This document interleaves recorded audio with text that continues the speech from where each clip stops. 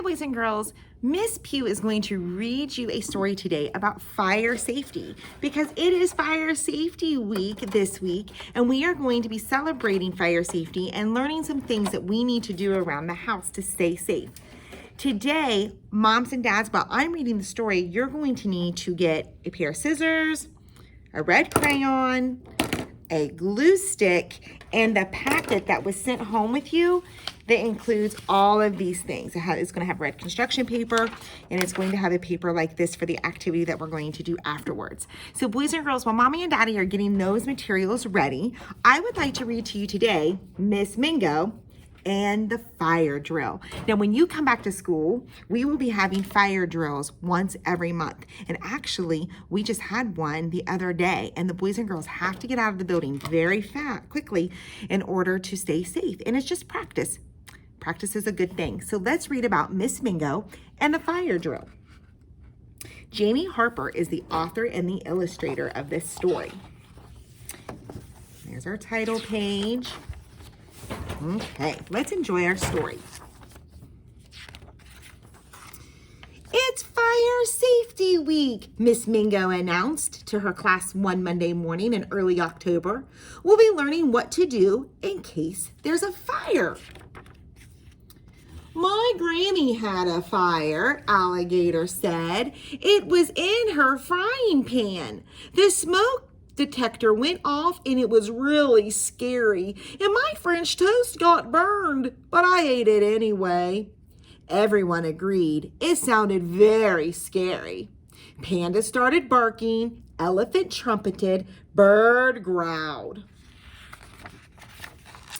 and monkey honked. I'm afraid of smoke detectors, he admitted. What's wrong with your nose? Asked Bird. This is a type of monkey that when he's around danger, his nose gets really big and it honks really loud and it turns bright red. But before Monkey could answer, the room started to shake. Elephant was stomping his feet and flapping his ears. I'm afraid of fire trucks, he cried.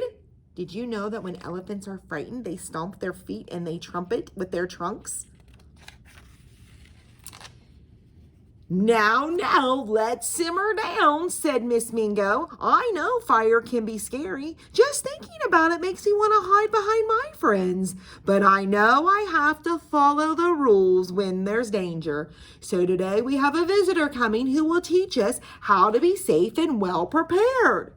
At that moment, a very big bear entered the room. Good morning, he roared. Snake hissed loudly and puffed up his body as much as he could.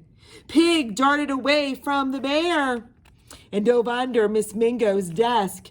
No need to be afraid, Miss Mingo reassured him. It's just Chief Grizzly under all that gear. The chief removed his mask. Firefighters need to wear all of this stuff to be well protected, he said. It's called turnout gear, Frog said proudly. It can weigh up to 70 pounds. It didn't take long for the class to warm up to Chief Grizzly. Could you imagine wearing all of that equipment? 70 pounds? That's more than you weigh, kindergartners. What do you do when the smoke detector sounds? He asked the class. Get out and stay out, yelled Frog. Right again, said the chief. But does anyone know what to do if your clothes catch on fire? Everyone knew the answer. Boys and girls, looking at this picture, do you know what to do? You stop, drop, and roll.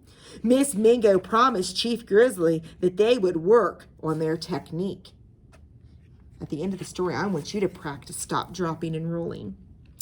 On Tuesday morning, Miss Mingo explained that sometime soon there would be a fire drill. When? Asked Narwhal. I don't know, answered Miss Mingo, but don't worry, we'll practice and we'll be ready. She listed the steps that they would need to follow. Stop everything, get in line with a buddy, no talking, follow the primary route out of the building, and go to a designated spot outside and line up. First, they practiced lining up. Alligator insisted on being the line leader. Koala brought along a snack, and everyone was talking. Remember, said Miss Mingo, everything stays in the room. Even my eucalyptus? Asked Koala. I can't leave it behind. Koala was so upset that he started rubbing his chest and growling. Oh, P.U., exclaimed Alligator. What's that smell?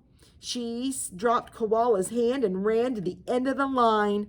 Did you know that one of the koala's defense mechanisms is when they get upset, they'll rub their chest and then they release a really strong, musty odor?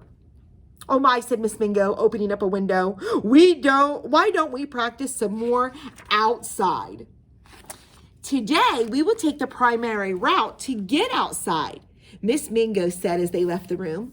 That's the most direct way and out at the closest to a building's exit.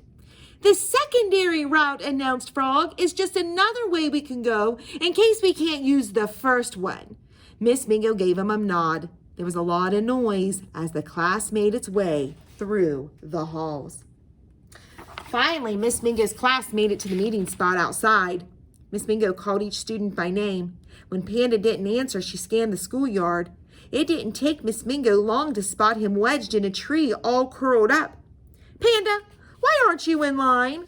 I'm scared, Panda said. What if I'm all alone in the bathroom when the alarm goes off? No one will be left alone, said Miss Mingo, and no one will be left behind. The teachers and firefighters will check the whole school. Then they will tell us when it's safe to go back inside. On Wednesday, Mrs. Dillo, the lunch monitor, came to eat with the class while Miss Mingo ate in the teacher's lounge. Suddenly, a loud sound ripped through the classroom. Excuse me, said Hippo, wiping his nose. It's the fire drill, yelled Cockroach. No, it was just a sneeze, cried Hippo, but no one heard him. Giraffe was so frightened that he tipped over his chair. Stop everything, please, Miss Dillo said. Cockroach was hissing loudly, which made Centipede mad. Stop, Hippo yelled. It isn't a fire drill. It's a real fire, Alligator screamed. Miss Dillo rolled herself into a ball, and Alligator thrashed her tail wildly. Thwack! Everyone stopped to watch Miss Dillo flying across the room right into Hippo's mouth. Pelican smacked him on the back, and out popped Miss Dillo. She rolled out of the classroom just as Miss Mingo returned from lunch. Mercy me, Miss Mingo cried. Friday morning, students trickled into the classroom. Miss Mingo reviewed all they had learned about fire safety one more time.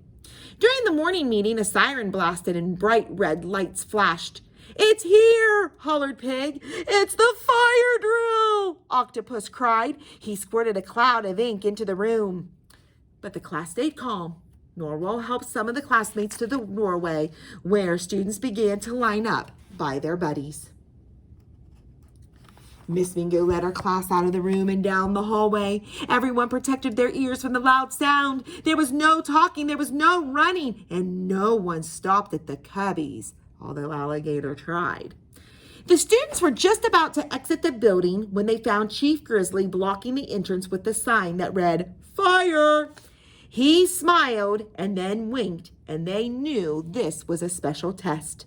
Frog nodded and the class filed out using the secondary route.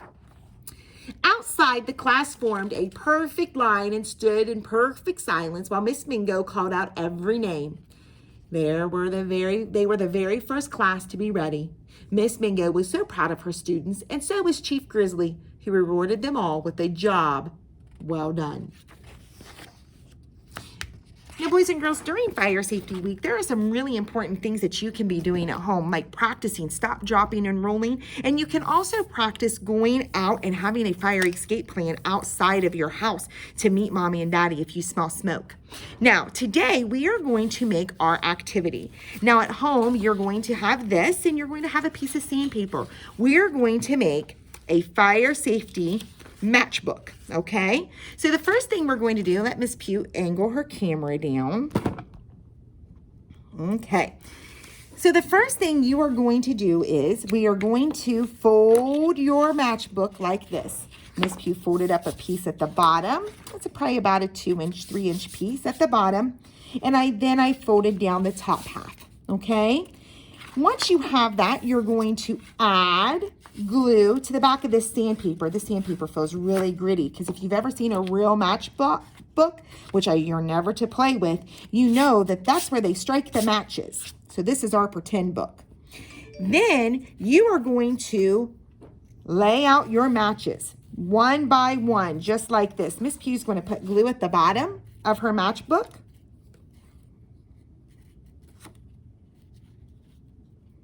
Just like this. Oops. Put some on the back side. It says do. And make sure they're in order. Not. And you're going to want to read this. Do not play with matches. And you're going to use that red crayon that we had laid out to color the top of your matches. See how Miss Pugh colored each one? Now, if you read that, it says, do not play with matches.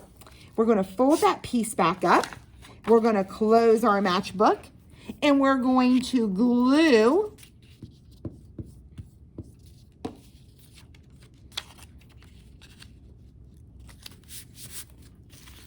the fire safety in the middle. It says fire safety is the rule. Matches are not for play. This is what I learned in school. Practice fire safety every day. And if you flip it open, you have your very own matchbook. Now, boys and girls, this is a safe matchbook, but over the course of the week, talk to mommy and daddy about ways that you can practice safe fire safety at home. Practice those fire drills. Talk about things that you could cause a fire. Talk about the matchbook, about how important it is to do not play with matches. Now, boys and girls, I hope you have a wonderful fire safety week. Miss Pugh hopes to see you soon. Have fun.